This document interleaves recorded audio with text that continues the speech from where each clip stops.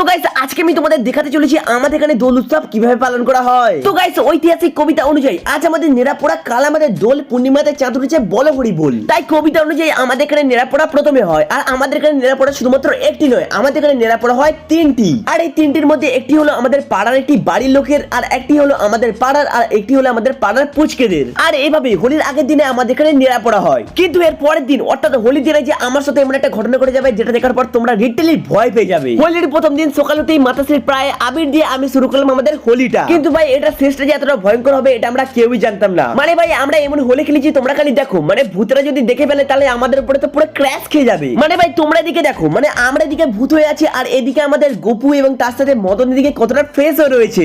তো গাইস এভাবেই কাটলো আমাদের হোলিটা। কিন্তু তার পরের দিন সকাল হতে যে এতটা ভালো মন্দ দিয়ে শুরু হবে এটা কে জানতো ভাই। তো গাইস আজকে কি সেটা আমি পরে বলছি, কিন্তু আগে আইটেমটা দেখো। আজকের আইটেম হলো লুচি, ঘুগনি, আলুদম, ছোলা ডাল আর আরেকটা ঘুগনি। আর এই হচ্ছে আজকের মেনু। আর আজকে কি জানো, আজকে হলো আমাদের এখানে কাদামাটি। হ্যাঁ বন্ধুরা, আর ভাই আমাদের এখানে কাদামাটিটা দেখার পর তোমরা তো পুরো পাগলা হয়ে যাবে। মানে ভাই তোমরা খালি দেখো কাদামাটির কি হাল, মানে এর মধ্যে আমি আছি। তোমরা যদি আমাকে দেখতে পাও তাহলে কমেন্ট করে অবশ্যই জানাবে। আর ভাই আমি তো ভুলে গেছিলাম ভিডিও করতে, কিন্তু তারপরে এসে দেখি আমাদের ম্যাডাম এদিকে আমাদের ক্যামেরা করে পুরো রেডি করে রেখেছে। বাই দ্য ওয়ে গাইস তোমাদের ওখানে কাদের কাদের এরকম বড় করে কাদামাটি হয় কমেন্ট করে জানাতে একদমই ভুলবে না।